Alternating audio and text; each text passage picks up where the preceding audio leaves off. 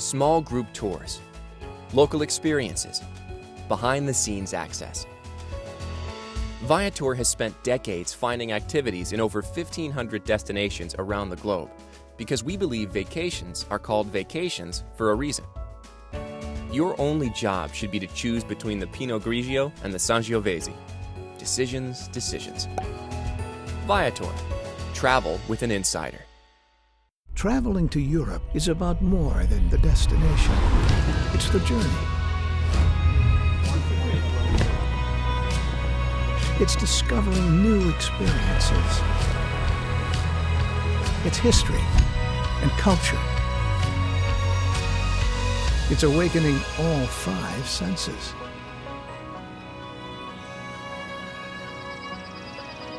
Ama Waterways River Cruises. Perillo Tours, helping Americans explore Italy since 1945.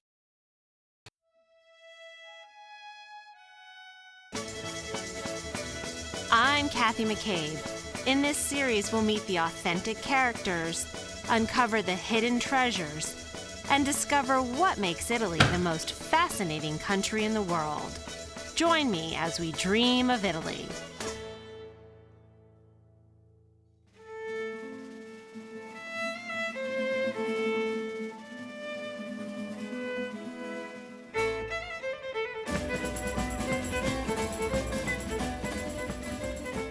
Umbria, Italy's only region with neither a coastline nor a border with a foreign country. More rustic and less visited than its neighbor Tuscany, Umbria has a distinct feeling, a wildness that is hard to find in the famous region to the west. It's a land of massive hills, steep valleys, and picturesque but little-known villages and towns. If people know anything about Umbria, it is usually only its most famous inhabitant, Saint Francis of Assisi. Born in the 12th century, he was the son of a rich merchant, a spendthrift and bon vivant who had a sudden spiritual awakening and spent the rest of his life helping the poor and founding several monastic orders. He is also known as the patron saint of animals. His hometown of Assisi is one of the loveliest in Italy, with a stunning position high on the slopes of Mount Subasio. It is also beautifully preserved, with 2,000 years of Roman, medieval, and Renaissance architecture on display. Further up the mountain, the Eremo delle Crociere is an ancient retreat for mystics that St. Francis visited frequently during his life. It is hard not to imagine him here. So little has changed in 800 years. The air seems suffused with a peacefulness, and the villages have a timeless quality, as if he had only just passed through. Across the valley from Assisi, the city of Perugia has a history that goes back even further. Although it was founded by the native Umbri tribe, by the 5th century BC, it had become one of the primary towns of the powerful Etruscan League.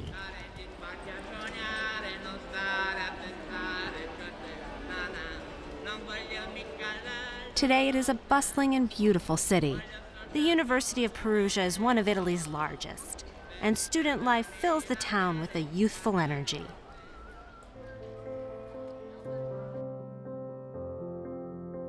But history is everywhere. Down a quiet side street, a small workshop in a 500-year-old palazzo keeps the rich tradition of stained glass production very much alive. Maddalena Forenza is the 4th generation of her family to run the studio that was founded by Francesco Moretti in the 19th century. Moretti was an innovator in an art that goes back 1,000 years. His stunningly realistic depictions of people took stained glass out of its medieval past and into the modern world. Perché voleva dimostrare che il vetro non era un'arte minore e che si potevano fare con il vetro vetrate belle quanto i quadri. E quindi io ho creato un legame con un uomo, Francesco Moretti, che non ho conosciuto. Stained glass production is extremely time-consuming and labor-intensive. Allora, per realizzare una vetrata bisogna innanzitutto fare il bozzetto, poi il disegno a grandezza reale. Dopodiché viene deciso come far passare i piombi intorno al vetro e quindi il disegno viene diviso in varie parti. Queste separazioni vengono passate su un cartoncino e il cartoncino a sua volta viene tagliato e così avremo noi i vetri che servono per contornare provvisoriamente il vetro e attaccarlo contro un supporto sempre di vetro e quindi questa cosa dà la possibilità di vedere la vetrata contro luce naturale. Perché mettere in cera ti fa vedere la vetrata in un'altra maniera, ti fa vedere l'insieme, ti fa apprezzare ogni singolo punto. Maddalena grew up in the palazzo above the workshop, and her childhood was spent watching the artisans who toiled here. She is driven by a passion to preserve their legacy. Una scelta di vita che a volte mi chiedo se è stata giusta. Poi quando vengono i visitatori o le persone che apprezzano questo luogo dico sì, non potevo fare altro e sono soddisfatta perché mi dà tanta passione, mi dà tante emozioni. Maddalena's devotion to her art is inspiring. Perhaps there is something in the air in Perugia. When you start to look, you see the city is full of artists and artisans. In a quiet piazza on the edge of town, inside a 13th century church, Marta Cucchia also works with the tools that her family passed down to her. As she explains, weaving is a deep tradition among the peasant women of the Umbrian countryside. Quindi veniva piantato il lino, veniva poi filato e d'inverno, quando non si lavorava nei campi, producevano tessuti per la casa. Mia bisnonna si innamorò di quest'arte e inizialmente comprava dalle contadine per poi rivendere a Perugia. Marta's great-grandmother soon started buying old looms and founded a weaving school to help local women to earn money for their work. E poi per 4 generazioni di donne continuiamo ancora a utilizzare gli stessi telai che recuperò la mia bisnonna e molti dei decori che lei ritrovò. The workshop closed in 1993, but Marta couldn't bear to see the looms in disuse, so she learned how to use them. Mi è piaciuto talmente tanto lavorare al telaio che, completamente in maniera sprovveduta, ho riaperto l'attività nel 1995. Marta has become both an expert weaver and an historian of the craft.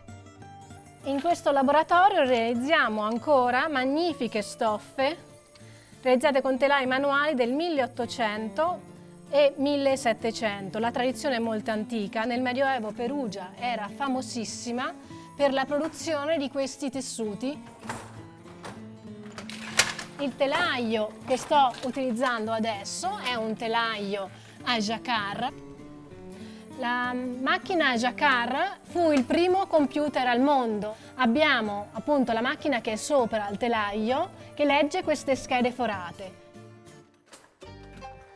The cards tell the loom how to create the pattern. In a way, the weaver is merely the engine for the loom. Poi lanciamo la spola con questo sistema di corde che si chiama spola volante e fu brevettato nel 1750. These looms were the first salvos in the Industrial Revolution. Their invention began the long, slow process of replacing workers with machines. Precedentemente a questo marchingegno, questo sistema di leve, si lavorava in 2 persone, una persona, un tessitore da un lato, uno dall'altro a lanciarsi la navetta. Questa è la cosa per me più affascinante e quella che mi lega tantissimo a questo lavoro. Il fatto ogni volta di poter creare un oggetto diverso che sarà un pezzo unico per quella persona e non verrà più rifatto. Quindi per me è veramente come una droga, mi piace tantissimo.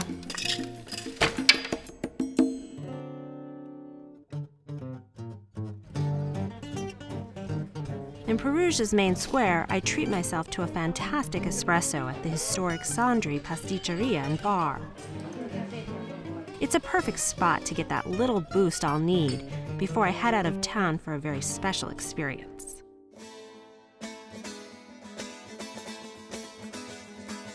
Just outside of Perugia's towering city walls, the world-famous Perugina Chocolate Factory has been making Baci since 1904. Perugina! Baci means kisses in Italian, and these perfect little chocolate bites have passed through millions of lips since they were first invented right here. As good as they are straight from the factory, I decide to try my hand making them from scratch. Master chocolatier Massimiliano Guidubaldi has agreed to show me how it's done. So nice to meet you. Yeah. Thank you for having me here at the Perugina Chocolate School. Yes. I'm going to learn more about chocolate than I ever wanted to know. The first step is to make the ganache, a sublime mix of chocolate and cream. We use hazelnut chocolate and You can smell it. milk cream inside here. So we're heating up the milk. So we're waiting for it to boil. And we go inside with the chocolate. Okay. And It mix. melts very, very fast. And the ganache is ready. Chopped hazelnuts are added. Chin chin. Chin chin. The ganache is put into a pastry bag. It's perfect. I cut the saccapoche and make a big, I cut a big part. And with my hand, the bacio is a chocolate without the mold. Then the balls are rounded by hand. 1, 2, 3, Okay.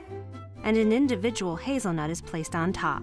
with a very good hazelnut. The final step is to dip them in tempered dark chocolate. The tempering is a thermic shock from hot chocolate to cold. I go with 2/3 of chocolate on the table and 1 little part remain inside. Massimiliano shows me how it's done. Open, change, and return in the center.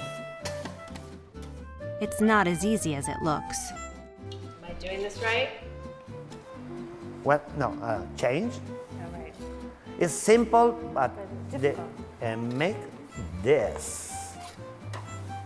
Oh, yes. Then the cooled ganache balls are dipped in the tempered dark chocolate. And you have Baci. On the paper. Beautiful, very, very nice. As thrilling as it is to learn how to make the world-famous Baci, I'm ready to get out into the Umbrian countryside. Less than an hour south of Perugia, near the town of Bevagna, I find the perfect place. At this small farm, Diego Calcabrina and his assistant Elena make goat cheese.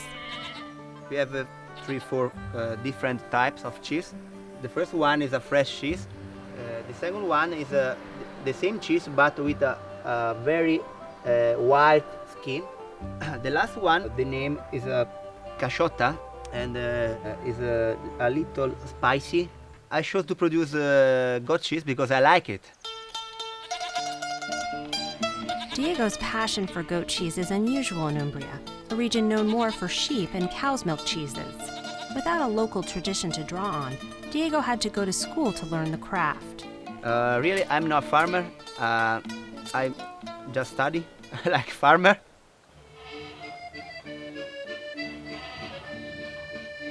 Diego takes me on a tour of the barn. Do you make cheese every day? Every day in the summer, in the spring, and every couple of days in the autumn. Diego's love for the animals and the care he puts into the cheeses has made the farm a success. Rocco. Hi, Rocco. Rocco. Rocco is the boss. Is the Yes, back. he's supervising. Yeah, that everything. supervise around 150 goats. The work is hard. The goats need to be milked every day from February to November. In the late fall, they are bred, and they spend the winter gestating. In the spring, the baby goats, called kids, are born.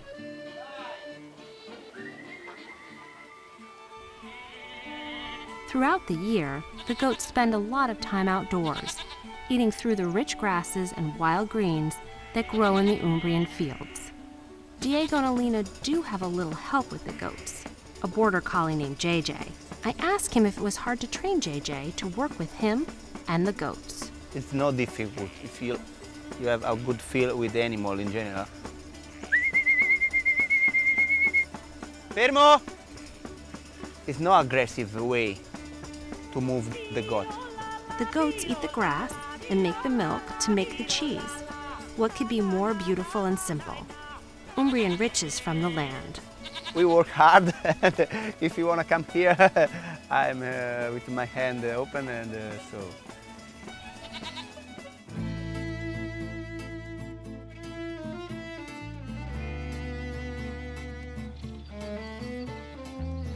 The gentle hills surrounding Diego's goat farm are filled with vineyards whose leaves paint the countryside red, orange, and gold in the fall. The tiny, once little-known towns of Bavagna and Montefalco now attract international visitors in search of the perfect vintage of Merlot, Sangiovese, and most importantly, local superstar grape Sorrentino. This indigenous grape has experienced a renaissance over the last 20 years and drawn winemakers such as the Lunelli family from northeast Italy. Not content to build just a winery, they have constructed a striking modern structure called the Carapace. In Italy, whenever we do things, we try to do it not only good, not only nice, but we try to do it in a beautiful way. And that's why the Carapace was born. The Carapace is the shell of a turtle. The turtle is a symbol of luck, stability, and longevity. The designer of the Carapace, sculptor Arnaldo Pomodoro, was inspired by the landscape to create this unusual shape. That was really the beginning and was the easy part. The difficult part was translating into something which is huge and massive like this. As striking and modern as the Carapace is, it does feel as if it's an organic part of this land. And that is no easy feat.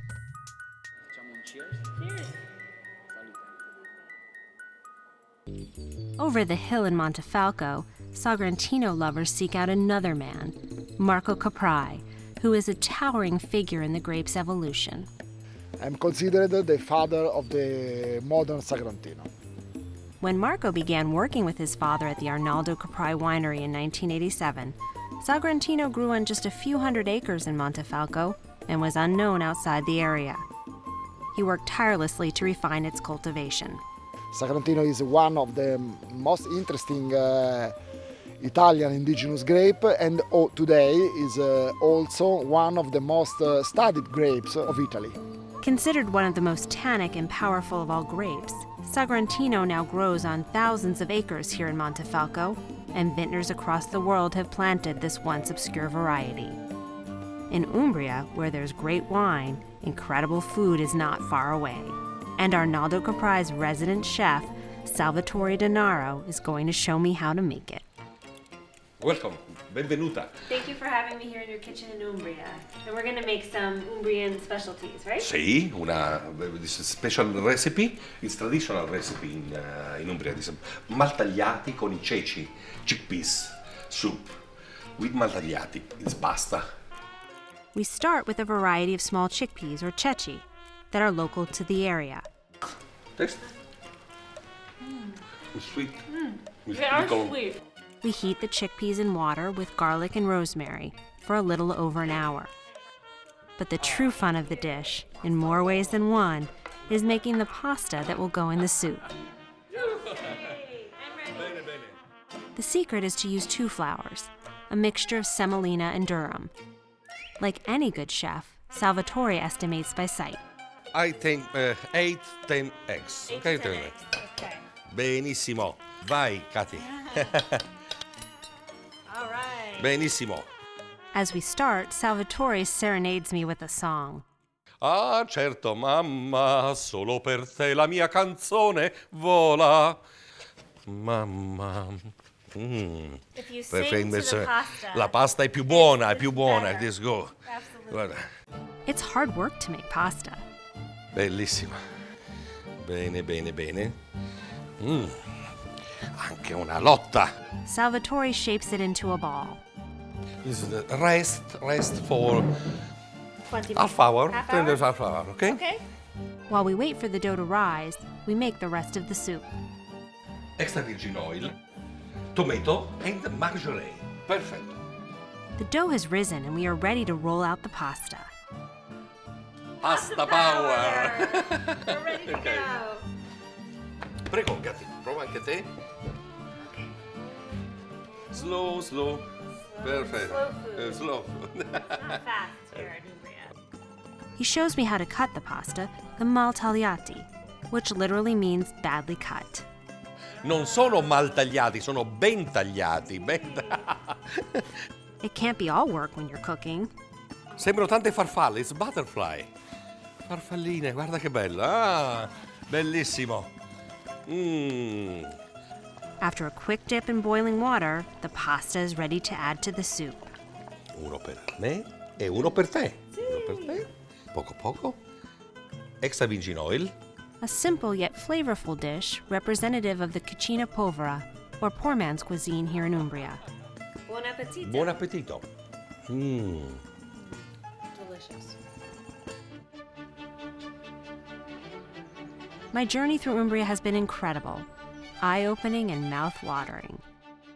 For my last stop, I make my way to the remote Nera Valley, deep in the hills east of Spoleto. Here, the steep stone walls of Castel San Felice rise up from the valley floor. And just outside the village, Marta Giampiccolo runs a small saffron farm on her family's land. Saffron is derived from the flowers of the saffron crocus, and at up to $13,000 per pound, it is the most expensive food in the world. Marta and other local farmers have only recently revived its production. Scoperto circa una quindicina di anni fa che si coltivava in questa zona fino al 1550 circa. Ogni anno si piantano i bulbi ad agosto. Poi da metà ottobre a metà novembre per un mese fiorisce. But each flower only lasts for a single day. Si raccolgono tutte le mattine, si va al campo e si raccolgono i fiori quando sono chiusi in bocciolo. The saffron spice is actually the stigma of the flower. 3 red threads per flower, nothing more.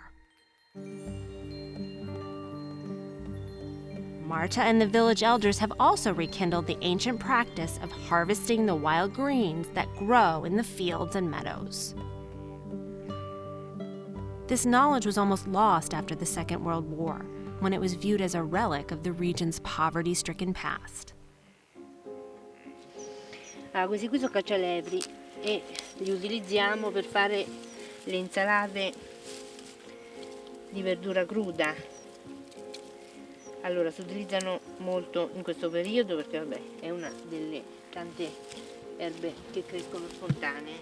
Cicoria, questa si lessa, poi si fa soffritta. What was once essential for survival is now a foundation of healthy living. E fanno molto bene perché sono depurativi. La saprosella, noi la chiamiamo così, adesso è molto fresca. Contengono tanti sali minerali, quindi anche in questo momento dell'anno è importante che si utilizzano. Sì, veniamo su. Vi davo un po' di caccialevri. Baskets in hand, the group walks back to the village to sort their bounty.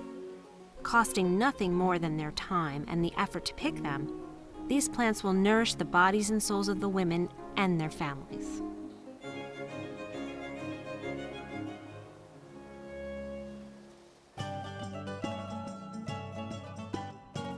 Umbria has a soulfulness and depth that can take you by surprise.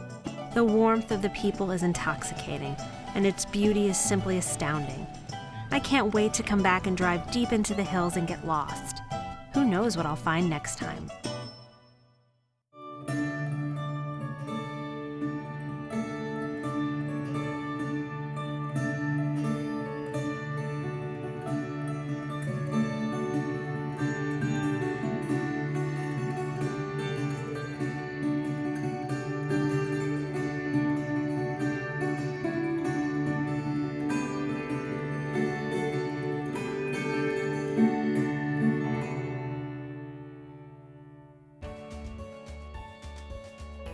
Small group tours.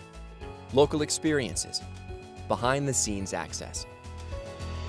Viator has spent decades finding activities in over 1,500 destinations around the globe because we believe vacations are called vacations for a reason.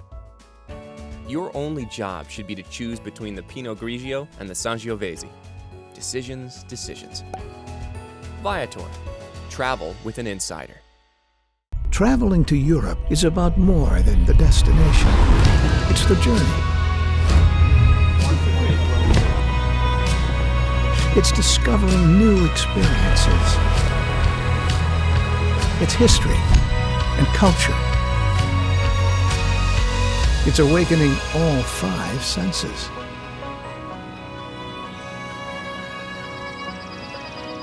Ama Waterways River Cruises. Perillo Tours, helping Americans explore Italy since 1945.